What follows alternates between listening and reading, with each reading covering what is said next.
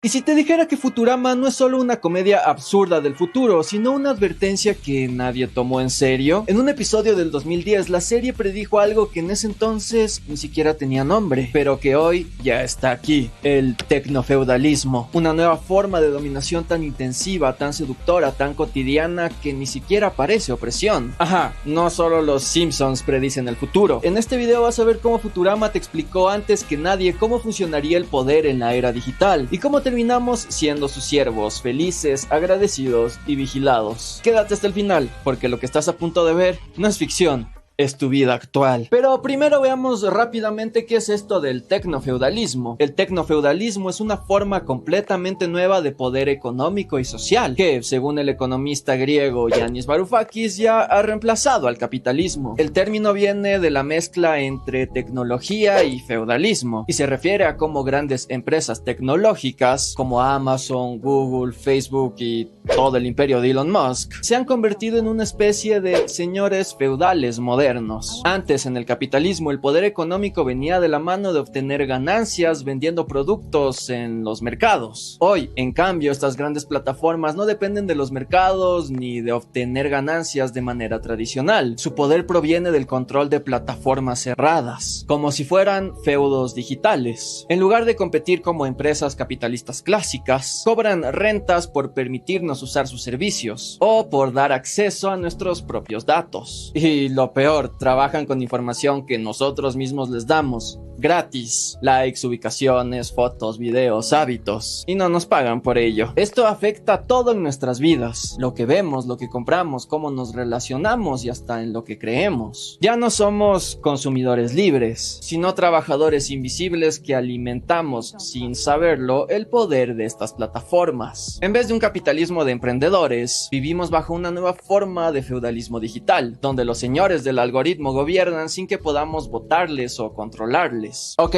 pero esto, ¿qué tiene que ver con Futurama? Para eso debemos hablar de una de las principales antagonistas de la serie: Mamá. Mamá es, a simple vista, la imagen perfecta de una dulce anciana, encorvada, sonriente, de pelo blanco, vestido largo y voz suave. En el mundo de Futurama se la conoce como la empresaria más adorable del mundo. Oye, ¿quién es esa ancianita? Tonto, es mamá, la empresaria más adorable del mundo. Pero detrás de esa fachada está uno de los personajes más siniestros y despiadados del universo animado. Una magnate corporativa sin escrúpulos, la persona más rica, poderosa y peligrosa del planeta Tierra en el año 3000. Ella es la fundadora y CEO de la gigantesca multinacional El Robot Amistoso de Mamá, una empresa que literalmente monopoliza toda la industria robótica. Y esto no es una exageración: todos los robots del planeta pertenecen a Mamá. Cada máquina, cada nave espacial, cada dispositivo tiene una antena que le permite ser directamente controlado por ella. Mamá no solo produce los robots, también controla sus pensamientos, sus comportamientos y su lealtad. Todos la veneran como si fuera una diosa. Pero su imperio no solo está hecho de acero y circuitos. Uno de sus productos más valiosos es el aceite de mamá, necesario para mantener a 10.000 millones de robots funcionando. En un episodio vemos que su plan a largo plazo es sacarle el ADN a las extintas anchoas, aislar el gen que produce ese aceite y modificar genéticamente a niños del tercer mundo para que lo produzcan en masa. Esa es la lógica fría de mamá: eficiencia y ganancias a cualquier costo. Su obsesión por el control llega al punto de tener cámaras de vigilancia en cada rincón del mundo, desde consolas de videojuegos hasta fábricas abandonadas en Tijuana. En este futuro, la privacidad ha sido sacrificada en el altar del capitalismo corporativo, y mamá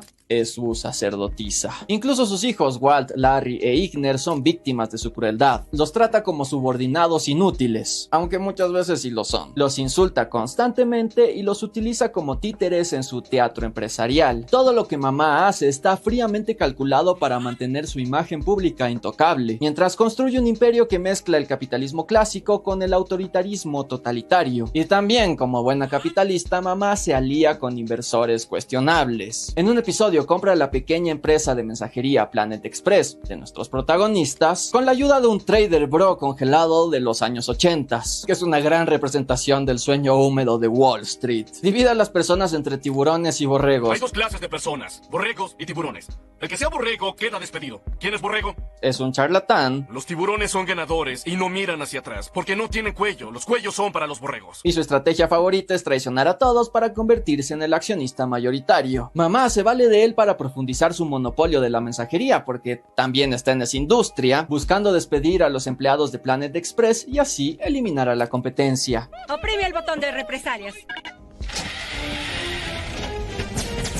A lo largo del tiempo, su empresa ha evolucionado de hacer mermeladas y jalea a construir sistemas militares, armas biológicas encubiertas y consolas de videojuegos espías. Cada nueva tecnología que lanza sirve para expandir su poder. Incluso patenta sus propios robots, por lo que si alguien modifica su código, puede ir preso. Como en el caso del clon del profesor, Qbert, arrestado por acelerar a Bender, porque claro, acelerar a un robot viejo es una amenaza al modelo de obsolencia programada de mamá. En este mismo episodio, cuando Bender evoluciona hasta convertirse en una IA casi divina, capaz de crear galaxias y controlar el universo, termina enfrentándose al mismo poder de mamá. Y por un momento, lo imposible ocurre. La lógica capitalista es derrotada desde adentro, desde su propia criatura. Pero eso lo dejaremos para otra ocasión. El tema de hoy es cómo Futurama predijo al tecnofeudalismo en 2010. En el episodio 3 de la sexta temporada, El ataque de la aplicación asesina, se nos muestra cómo en el año 3010, Futurama se ha convertido en un feudo digital, un mundo en donde las corporaciones no solo venden productos, sino que colonizan el cuerpo, la mente y el alma. Gran ejemplo de esto es cómo las corporaciones muestran comerciales en los sueños de la gente, o el hecho de que existan bancos por cerebro. Cajera, ahora ofrecemos banco por cerebro. Un mundo donde los datos son poder, y el poder es absoluto. Y esto es algo que ya estamos viendo en nuestro presente, narrado en una serie de animación con 14 años de anticipación a la teoría de Varoufakis. Desde la lógica del tecnofeudalismo, esta distopia no es una exageración. Las corporaciones tecnológicas ya no compiten en un mercado abierto. Lo que hacen es gobernar en sus plataformas como señores feudales de lo digital, con control total sobre los datos, las emociones y las decisiones de sus usuarios vasallos. En el tecnofeudalismo, tú no solo compras su producto, vives dentro de su feudo digital. En este episodio vemos cómo se lanza el nuevo producto estrella de la corporación mamá, el ojofono o iPhone en inglés, una parodia futurista del iPhone, un producto novedoso en el 2010. Este ojofono se implanta directamente en los ojos o el ojo de sus usuarios y también se conecta a los oídos. Una tecnología invasiva que no solo acompaña a uno, sino que lo habita. Un aparato que no solo reproduce imágenes directamente en tus ojos, sino que se introduce en tu cuerpo, literalmente en el globo ocular. Así la tecnología deja de ser una herramienta, se convierte en una prótesis corporativa, una extensión invasiva del cuerpo humano. ¿Te suena a Neuralink, el metaverso, a realidades aumentadas? Pues mamá lo hizo primero. El tecnofeudalismo se basa precisamente en esa lógica. La tecnología ya no está por fuera de ti, sino que te atraviesa. No tienes un dispositivo, el dispositivo te tiene a ti. Tu cuerpo, tu atención y tus datos son el nuevo campo de extracción de riqueza, no muy distinto al modo en que los señores feudales extraían tributos de sus tierras. En Futurama, al igual que en el mundo real, los personajes hacen filas eternas para comprar el nuevo ojofono. Y aquí es donde nace el famoso meme de ¡Cállese y tome mi dinero! Símbolo de un consumo acrítico y hasta automático. Pero el verdadero corazón del episodio está en la aplicación estrella del ojofono, Twitcher, una sátira de Twitter, o mejor dicho, una profecía de lo que Twitter se convertiría bajo el control de Elon Musk. Lo uso para buscar recetas y enviar correos amenazadores a creadores de publicaciones no autorizados. Sí, Futurama también predijo eso. Y no solo eso, predijo que esa red sería usada como arma de vigilancia masiva y control conductual, disfrazada de libertad de expresión.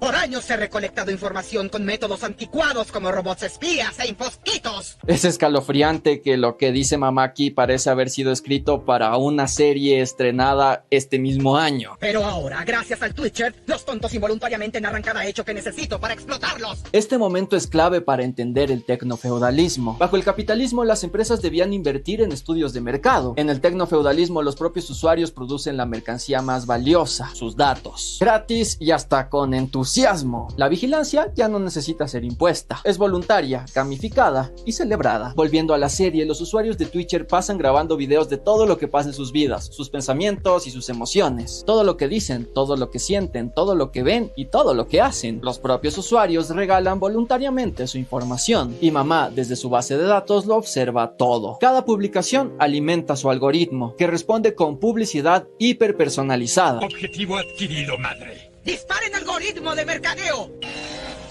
Saben hasta cuándo te va a dar hambre. Hola, gordo. Come lo que quieras. Esta cosa siempre sabe cuando tengo hambre. Te bombardean con lo que necesitas antes de que lo sepas. Y también fabrican necesidades que realmente no tienes. De esta manera, el internet se convierte en una cárcel transparente. Y lo mejor es que tú mismo forjas los barrotes con cada clic. Atención, seguidores. Es día de ingredientes gratis en la pizzería que está enfrente. Enviar. Dándole así más razón a Varoufakis. Esto ya no es capitalismo, es feudalismo digital. El algoritmo se comporta como un señor feudal invisible, que te conoce mejor que tú mismo. Ya no necesitas elegir. El sistema elige por ti, lo agradeces y compras, porque te sientes hasta cuidado y protegido. ¿Qué pasó, seguidores? Fry aquí. Eructando huevos, rasgando los hongos en mi axila. Es el sufrimiento de... mis hongos axilares. Necesitan el calmante alivio del cloro cáustico antihongos de mamá.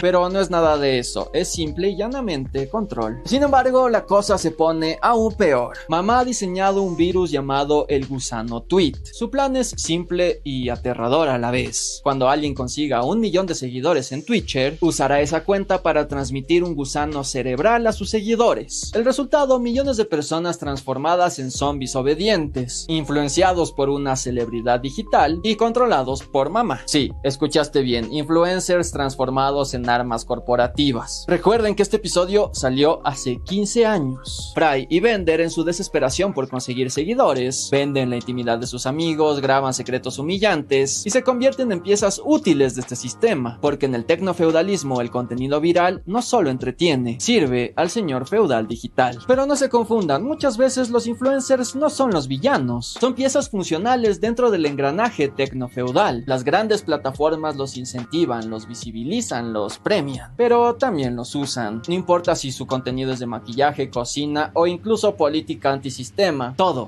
absolutamente todo, alimenta el algoritmo. Sus publicaciones ayudan a entrenar mejor a la inteligencia artificial, a afinar la publicidad personalizada y a vendernos más cosas con mayor precisión. Aunque algunos denunciemos el sistema, lo hacemos dentro de él, usando sus herramientas, sus reglas, sus espacios. Y a la final terminamos generando más tráfico, más datos y más ganancias para las mismas corporaciones que criticamos. Es una trampa perfectamente diseñada. Lo más irónico de todo es que estoy haciendo exactamente eso en este preciso momento. Sí, este video crítico sobre el tecnofeudalismo también está alimentando al algoritmo, generando retención. Watch Time te está mostrando publicidades y probablemente te recomendará otro video parecido después. Gracias por todo, Dios del algoritmo de YouTube. En fin, el tema es que al final del episodio mamá logra su cometido. Gracias a los seguidores de Fry y Bender, el mundo entero ha sido infectado y ahora todos la obedecen. Mamá se convierte en la dueña de las mentes y del mercado. Sus seguidores infectados con el gusano comprarán todo lo que ella les diga, sin cuestionarlo. No hay crítica, no hay privacidad, no hay autonomía. Solo consumo automático y obediencia algorítmica.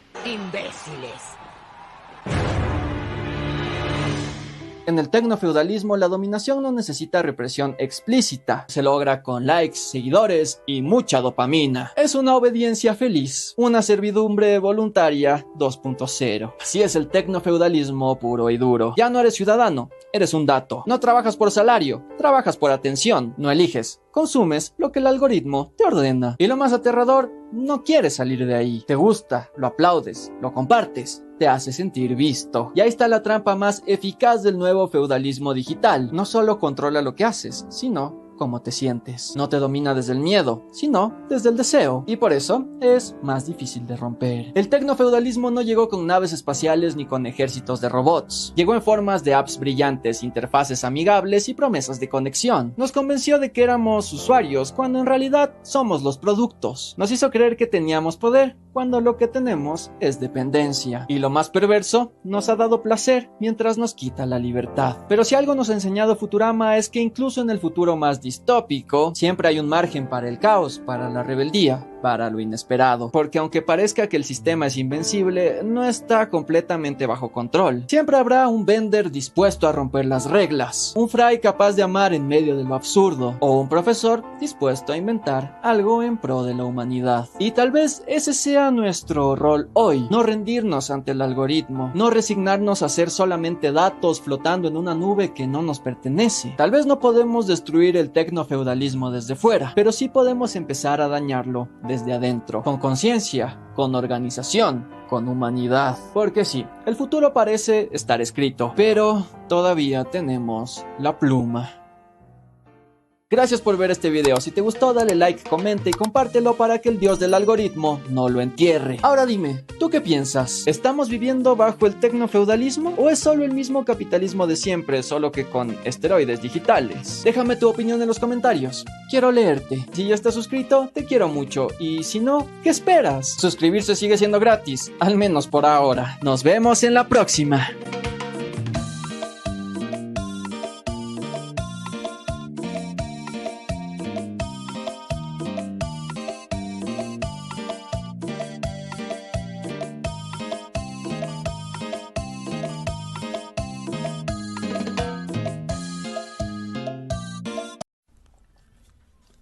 Tecnofeudalismo, bajo el subtítulo El sigiloso sucesor del capitalismo, es un libro del economista griego Yanis Varoufakis, publicado en inglés en 2023 y en español en 2024. Hoy vemos capitalismo allí donde miremos. Los capitalistas siguen siendo los dueños de todo. Dominan parlamentos, órganos de gobierno, medios de comunicación, bancos centrales y todas las organizaciones mundiales poderosas. Los mercados rigen la vida de miles de millones de personas y dan forma a su mente y su imaginario. La ganancia sigue siendo el santo grial no solo para los ricos, sino también para las masas. Pero una gran transformación está teniendo lugar. Y describir este sistema con términos del pasado, como hipercapitalismo o capitalismo de plataformas, sería ignorar la profundidad de esta transformación. Es atractivo pensar que cualquiera sea el nombre que le demos al sistema en el que vivimos, el sistema no cambia. Es lo que es. Pero se trata de un error. La palabra que se utilice para describir un sistema puede influir para perpetuarlo, si somos afines al sistema, o para desafiarlo y combatirlo si no estamos de acuerdo. Varoufakis considera que necesitamos una denominación específica para este nuevo modelo, y opta por la de tecnofeudalismo. ¿Por qué tecnofeudalismo y no hipercapitalismo o capitalismo de plataformas?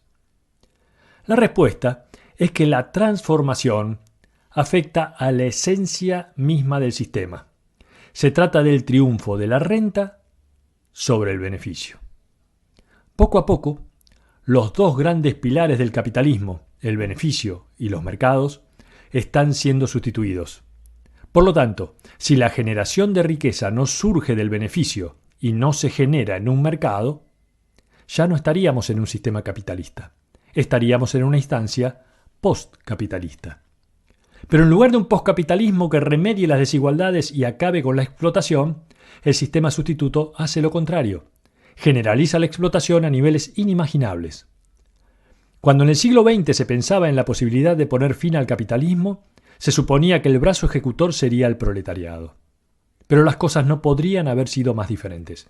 Incluso en los países occidentales, con sindicatos poderosos, los trabajadores terminaron aceptando que el capitalismo es un sistema natural que no deja de fortalecerse. Pero, sin embargo, el capitalismo está muriendo. ¿A manos de quién? No del proletariado como se podría esperar. Por el contrario, el capitalismo está siendo víctima indirecta de su mayor creación, los nubelistas. Varoufakis llama nubelistas al grupo que ha desplazado a los capitalistas tradicionales como nueva élite dominante de poder. Se trata de nuevos ultrarricos dueños del capital en la nube. Por eso necesitamos un nuevo relato que explique lo que está sucediendo. Y lo que está sucediendo es la historia de cómo las rentas, el rasgo distintivo del feudalismo, protagonizan un notable resurgimiento y desplazan el beneficio consustancial al capitalismo como generador de riqueza. ¿Qué es la renta? En el feudalismo era muy fácil de entender. Por accidente de nacimiento, el señor feudal obtenía la propiedad de la tierra, lo que le permitía extraer parte de la cosecha producida por los campesinos que habitaban en esa parcela. El señor feudal vivía de las rentas que extraía de sus tierras. En el capitalismo, entender lo que es renta y diferenciarla del beneficio es más complejo, porque tanto renta como beneficio son el dinero que queda una vez pagados los costos. Sin embargo, la diferencia existe, aunque es sutil. El beneficio es vulnerable a la competencia del mercado. La renta, no.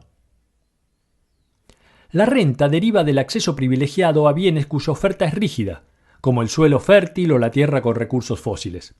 En cambio, el beneficio crece en la medida que los empresarios invierten en cosas que no existían, como el automóvil o los aparatos de televisión, y por ende son vulnerables a la competencia.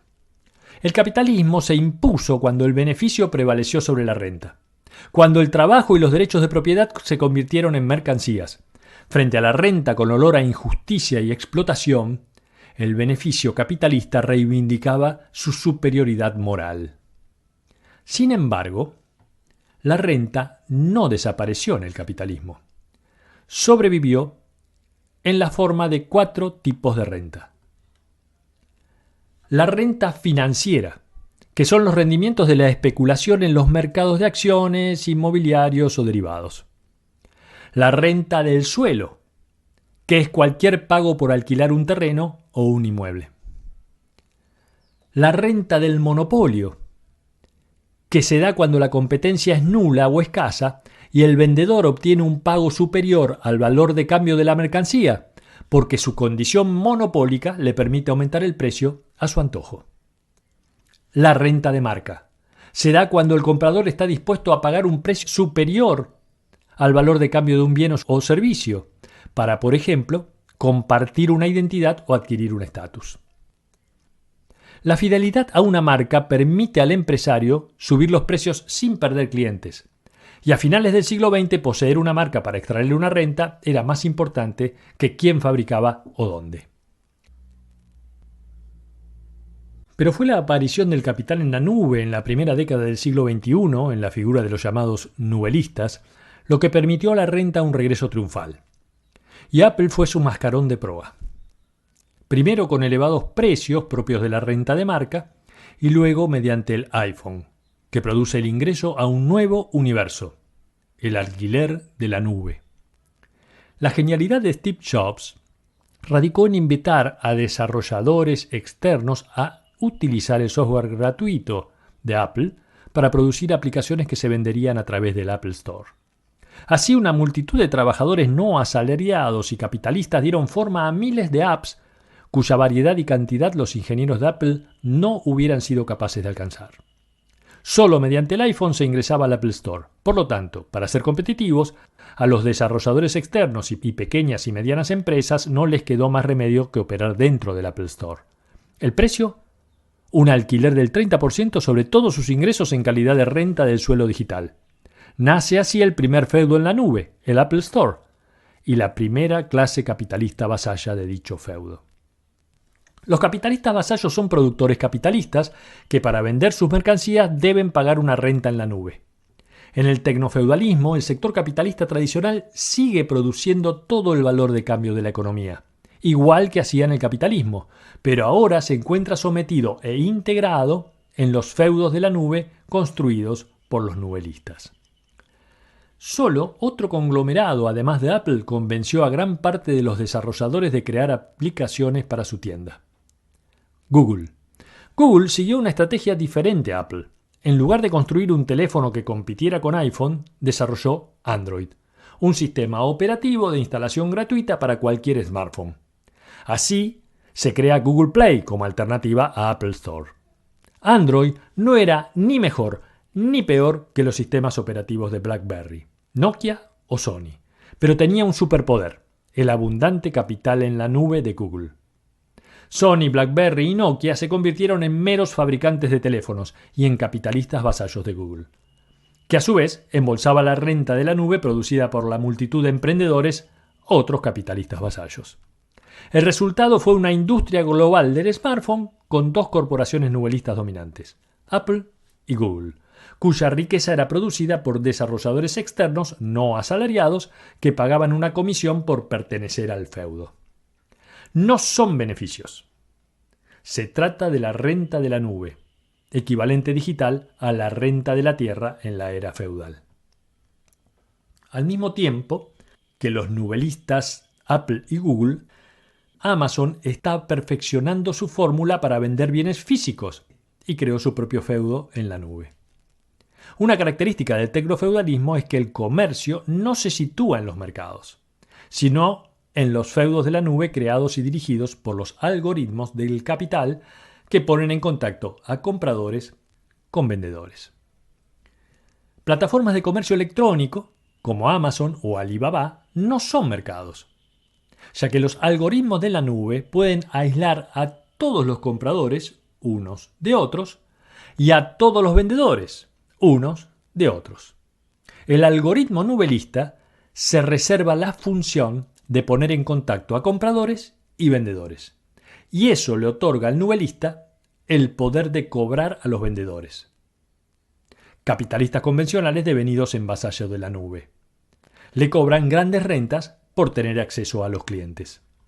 Grandes o pequeños empresarios, poderosos o no, todos capitalistas vasallos, comenzaron a depender en mayor o menor medida de la venta de sus productos a través de un sitio de comercio electrónico, sea Amazon, Mercado Libre, eBay o Alibaba.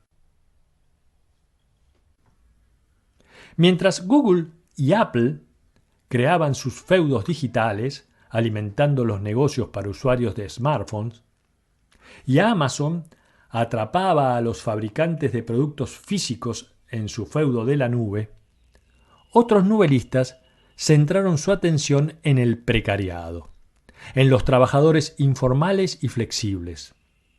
Uber, Rappi y todo tipo de imitadores crearon feudos de conductores, repartidores, limpiadores, paseadores de perros, para trabajadores sin salario, a los que le cobran una comisión sobre sus ingresos.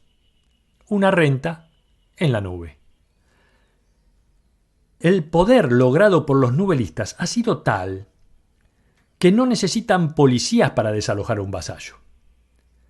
Basta con eliminar un enlace al sitio para dejar fuera de combate a una empresa o a una persona. El tecnofeudalismo se apoya, en definitiva, en un tecnoterror limpio. ¿Cómo llegaron los nubelistas, capitalistas de la nube, a convertirse en la nueva clase dominante que transformó un sistema basado en el beneficio y el mercado en otro basado en la renta? Desde que en el siglo XVIII los capitalistas usaron la máquina de vapor para sustituir a la clase dirigente de entonces, los señores feudales, e instalaron el capitalismo basado en el mercado y la búsqueda de ganancias, todos los cambios y crisis que atravesó el capitalismo, como la Gran Depresión de 1930, la economía de guerra, los acuerdos de Bretton Woods o la deslocalización fabril de Asia, no generaron ni un nuevo tipo de capitalismo ni una nueva clase que pudiera desafiar la supremacía de los capitalistas. Fueron los propietarios del capital en la nube, a los que Varoufakis llama nubelistas, quienes cambiaron todo: el concepto de mercancía, la identidad, el contexto de la política, la naturaleza del Estado y la estructura geopolítica. ¿Con qué dinero lo hicieron? Lo hicieron con ríos de dinero que imprimían y liberaban los bancos centrales. Pero ¿cómo convencieron los nubelistas a los bancos centrales para hacerlo? No tuvieron que convencerlos. En 2008, cuando implosionó el sector bancario de Occidente, los políticos pensaron que si dejaban quebrar a los bancos desaparecerían los ahorros de las personas. Por lo cual, los bancos centrales del G7 decidieron hacer todo lo posible para salvar a los bancos. Con ese objetivo practicaron un socialismo hacia los banqueros, mientras que al resto de la sociedad se la sometió a un proceso de austeridad brutal. En todas las crisis del capitalismo crece la desigualdad, porque los poderosos recuperan beneficios más rápido que los pobres. Pero en 2008 fue aún peor, porque los pobres no solo no recuperaron más lentamente sus beneficios, sino que vieron disminuir sus ingresos, mientras los financieros y las grandes empresas aumentaban ganancias aceleradamente. La consecuencia paradójica fue el estancamiento económico con un impactante aumento de la riqueza de los ultrarricos, sobre todo la de los dueños del capital en la nube, los nubelistas. Fue en este periodo en el que empresarios audaces como Jeff Bezos y Elon Musk construyeron su capital en la nube, sin necesidad de hacer lo que cualquier capitalista había hecho para lograrlo, elevando el valor de su riqueza en 10 años de 10.000 a 200.000 millones de dólares. Pero el dinero de los bancos centrales no fue a parar directamente a los nubelistas. Los bancos centrales auxiliaron a los bancos en quiebra y estos prestaron a las grandes empresas. Las empresas, espantadas por la recesión, no destinaron ese dinero a inversiones productivas. Lo destinaron a recomprar acciones de sus propias empresas, lo cual impulsó un aumento del precio de las acciones, la mayor parte de las cuales estaba en poder de los dueños. Durante una década, con el precio de las acciones volando, hizo que los ricos aumentaran su riqueza sin hacer nada. Y entonces llegó la pandemia. Y los nubelistas aprovecharon el dinero de los bancos centrales para crear un nuevo imperio. Los traders de la City londinense razonaron lo siguiente: siendo la situación tan espantosa, el Banco Central entrará en pánico, tomando el antecedente de la crisis de 2008. Imprimirán dinero, se lo darán al sistema financiero, que nuevamente comprará acciones haciendo aumentar sus precios. Y eso no solo lo hizo el Banco Central de Inglaterra, lo hicieron en todo el mundo. Paralelamente, para las grandes tecnológicas, la pandemia resultó fabulosa. Mientras en Estados Unidos se recortaban 30 millones de puestos de trabajo, Amazon iba en sentido contrario y contrataba miles de trabajadores para entregar millones de paquetes a ciudadanos confinados, ciudadanos que recurrían a decenas de plataformas para seguir sus vidas en una nueva normalidad. Fue la pandemia y la avalancha de dinero público liberado lo que marcó el inicio de la era del capital en la nube.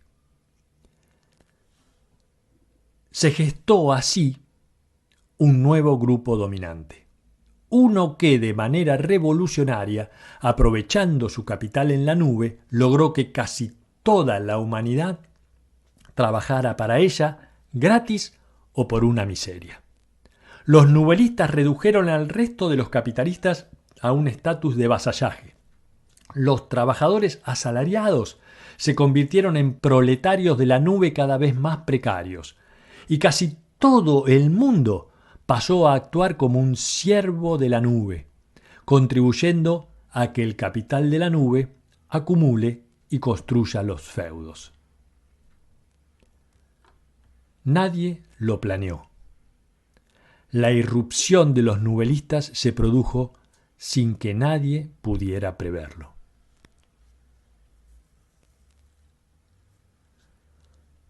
Una mirada crítica al planteo de Varoufakis diría que los nubelistas no difieren de los capitalistas conocidos. Invierten su capital en tecnologías cada vez más avanzadas e incluso, en cuanto se instala algo parecido a un feudo, como puede ser Facebook, surge algo similar que le genera competencia, como TikTok. Según esta mirada, los nubelistas no se parecen mucho a los señores feudales del medioevo. Al contrario, se parecen más a los Ford y a los Edison del siglo XX. Si así fuera, ¿por qué no llamarlo mejor capitalismo rentista, o capitalismo en la nube, o hipercapitalismo? Varoufakis responde que es cierto que los nubelistas invierten en alta tecnología, pero sus inversiones no derivan en un bien o un servicio que se produce para ser vendido y obtener una ganancia. Alexa o Siri no responden a nuestras preguntas a cambio de dinero. Ni Instagram o TikTok nos venden nada. Su objetivo es captar nuestra atención. Incluso cuando nos venden acceso a ChatGPT, no lo hacen como si fuera una mercancía. Se venden a un precio barato para que accedan a nuestros hogares y capten aún más nuestra atención. Es este poder de captura lo que les permite luego cobrar una renta en la nube a los capitalistas vasallos que se dedican al antiguo negocio de vender mercancías para obtener beneficios, basados en los algoritmos alimentados por nuestra atención secuestrada. Los novelistas se hacen inmensamente ricos sin necesidad de producir ninguna mercancía. Pero ¿qué pasa con la brutal competencia que se establece entre TikTok e Instagram, o entre Netflix y Disney, o entre Amazon y Alibaba? No debemos confundir la rivalidad entre feudos con la competencia basada en el mercado. Cuando TikTok atrae más atención que Instagram, no lo hace porque resulte más barato o por la calidad de sus amistades. Lo que ofrece TikTok es un nuevo feudo para siervos de la nube que buscan nuevas experiencias. Por supuesto que los novelistas como Apple, Amazon o Google invierten en I+D, en política, en marketing o en debilitar sindicatos. Pero no lo hacen para vender mercancías por un máximo beneficio, sino para extraer las máximas rentas de los capitalistas vasallos, que son los que venden mercancías. Por eso, el mejor nombre para este sistema es tecnofeudalismo. En el último tercio del siglo XX se formalizó un pacto tácito entre China y Estados Unidos, o mejor dicho, entre las clases dominantes estadounidenses y chinas, con el objetivo de mantener alta la demanda de productos chinos en base al déficit comercial de Estados Unidos. Para ello se trasladaría la producción industrial de empresas estadounidenses a territorio chino y los beneficios de las empresas fabriles chinas se invertirían en bonos del Tesoro y el sistema financiero estadounidense. Este pacto tuvo un antecedente en la inmediata posguerra, Japón, y Estados Unidos vio a China como un Japón más grande, incorporándose luego Corea a este esquema. Los aparatos electrónicos japoneses, la ropa china y los televisores coreanos inundaron los supermercados de Estados Unidos. Pero llegó la crisis de 2008, con dos consecuencias. Por un lado, fortaleció la posición china al aumentar la inversión interna ante la austeridad occidental, lo cual aumentó la importancia global de China, permitiendo acumular tal cantidad de excedentes que amplió su geopolítica de inversiones al África, América Latina, Asia e incluso Europa. Y la segunda consecuencia fue el aumento del capital en la nube impulsado desde Beijing. De ese modo, las grandes tecnológicas de Silicon Valley comenzaron a sentir la tremenda competencia de las tecnológicas chinas. Y Estados Unidos sintió su hegemonía amenazada. En Occidente se subestimó el crecimiento tecnológico chino. Se supuso que solo era un fenómeno de imitación y duplicación. Baidu era Google, Alibaba era Amazon, Weibo era Twitter y así. Pero en verdad, se crearon 5 conglomerados novelistas chinos: Alibaba, Tencent, Baidu, Ping An y JD.com. Es tal la dimensión de estos 5 conglomerados que es como si en Occidente se combinaran Google, Facebook, Twitter, Instagram y TikTok. A eso se sumaran mensajerías como Skype, WhatsApp y Viber, junto a los novelistas de mercado electrónico como Amazon, Spotify, Netflix, Disney, Airbnb y Uber, y finalmente sumarle PayPal y otras aplicaciones de pago. Y todo esto resultaría comparable a la aplicación china WeChat, del gigante Tencent, que permite a millones sin salir de ese entorno hacer una compra mientras escuchan música, navegan por las redes sociales y envían dinero a cualquier persona fuera y dentro de China. Los novelistas chinos han acumulado un capital en la nube ni siquiera soñado por los de Silicon Valley. Los gobernantes de Estados Unidos se dieron cuenta, pero ya era tarde. Surgió un tecnofeudalismo con características chinas. El gobierno de Trump excluyó a las empresas tecnológicas Huawei y ZTE e intentó americanizar TikTok, pero China no cedió. Tiene su propio conglomerado tecnológico y una inmensa cantidad de capital. En octubre de 2022, Biden declaró la prohibición total de exportar cualquier cosa que pudiera a China ayudar a desarrollar microchips. La guerra económica había sido declarada. La consecuencia fue que los funcionarios del gobierno chino decidieron apostar plenamente por financiar la nube en China. Antes de eso, siempre el gobierno de Beijing había privilegiado los intereses de los productores industriales. Esta nueva guerra fría está obligando a los países del sur global a definirse entre las dos potencias, en una competencia declarada por la adquisición de materias primas como el litio y otras tierras raras. Una víctima de este proceso es la democracia. En un mundo de estados débiles, el enorme poder de los feudos nubelistas occidentales somete a cualquier poder político. Pero por una cruel ironía, el único poder político que demostró estar en capacidad para someter a los feudos nubelistas ha sido el gobierno encabezado por el Partido Comunista Chino, que demostró poder someter al gran señor tecnofeudal chino, Jack Ma, el dueño de Alibaba. Hoy, los proletarios de la nube son demasiado débiles. Y los siervos ni siquiera se consideran productores, mientras que los sindicatos se reducen a representar a los viejos trabajadores formales de la economía tradicional. Los proletarios de la nube son trabajadores de las empresas del sistema capitalista tradicional, empresas vasallas a los que se les impone una precarización y aceleración de su trabajo para poder vender lo que producen a menor costo en las plataformas de la nube. A medida que el capital en la nube se acumula, una parte cada vez más importante de la plusvalía de los proletarios de la nube generada en las empresas capitalistas se desvía hacia los nubelistas en la forma de una mayor renta pagada por las empresas vasallas. Los siervos de la nube son personas que no son trabajadores ni de la nube ni de las empresas vasallas, pero que deciden trabajar duro y durante mucho tiempo en forma gratuita para generar el stock de capital en la nube, en la forma de publicaciones, videos, fotos, posteos, etc. Los siervos reproducen el capital de la nube oficiando de trabajadores no asalariados. Mientras los capitalistas solo pueden explotar a sus trabajadores, los nubelistas se benefician de una explotación universal. Los siervos de la nube trabajan gratis para aumentar el stock de capital en la nube. Y los nubelistas se apropian cada vez más de la plusvalía que los capitalistas vasallos extraen de sus empleados, convertidos en proletarios de la nube. Varoufakis critica a la izquierda posterior a la caída del muro que abrazó el relativismo, acusándola de permitir la fragmentación de la clase trabajadora, al sustituir la lucha de clases por la política de la identidad. El impulso por proteger a las minorías raciales, sexuales, étnicas y religiosas le viene muy bien al discurso políticamente correcto del poder, que busca aparecer como socialmente liberal, mismo poder que hace muy poco para combatir las causas sistémicas que oprimen a esas minorías.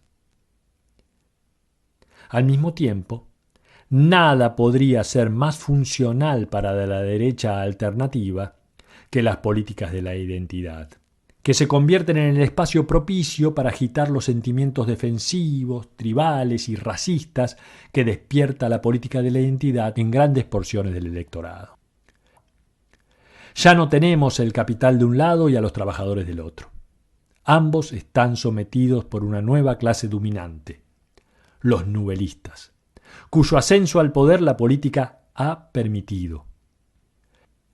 Ya nadie habla en nombre de los proletarios de la nube, de los siervos de la nube, de los capitalistas vasallos, ni de lo que queda del precariado tradicional. Vivimos en un mundo tecnofeudal basado en el capital en la nube, que genera nuevos conflictos y dibuja nuevas estructuras sociales endiabladamente complejas. Debemos reconfigurar a fondo lo que significa una alternativa a este mundo. Quien siga pensando que el destino del capitalismo es ser reemplazado por el socialismo, se sentirá abatido por el hecho de que ha llegado el poscapitalismo, pero no el socialismo. Y además el sistema sustituto es aún peor. No es que no sea necesario que trabajadores, obreros, docentes y enfermeras se organicen, sino que no es suficiente. En un mundo dominado por el capital en la nube, producido en gran medida gracias al trabajo gratuito de los siervos de la nube, no será la organización del proletariado precariado lo que va a detenerlo. El tecnofeudalismo ha levantado una barrera contra la movilización que lo ponga en riesgo. Esa barrera es el aislamiento físico de los siervos y los proletarios de la nube. El encapsulamiento. Interactuamos en la nube gracias a nuestras pantallas y la acción colectiva es más difícil cuando las personas no están juntas. Pero la nube ofrece otras formas para organizarse y otras formas de acción.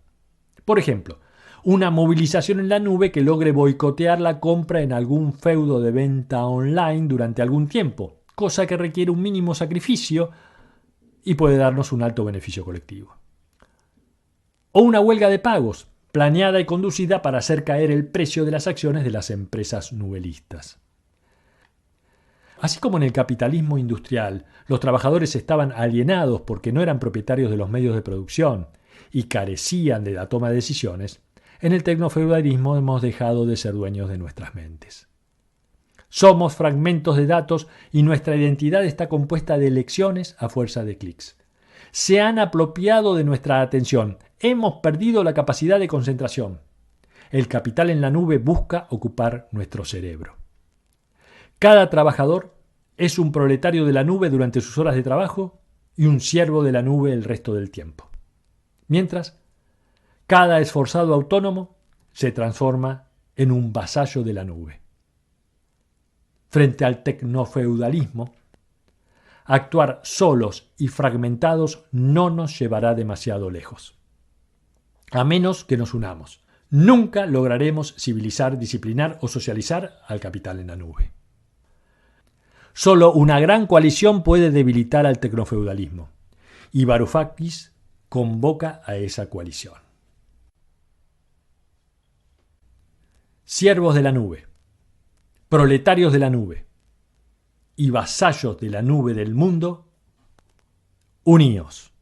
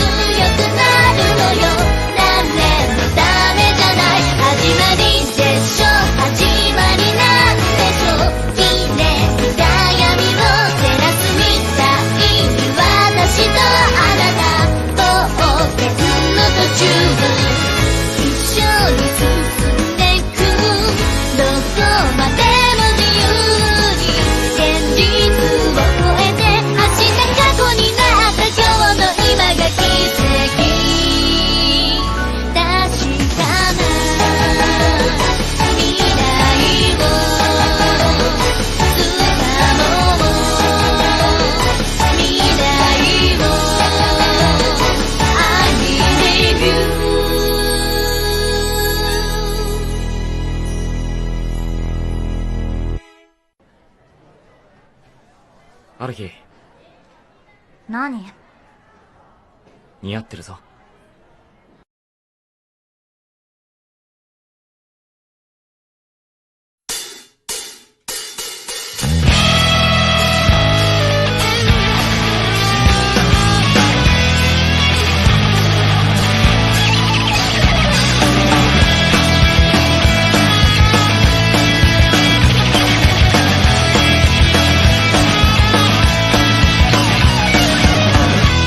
星空見上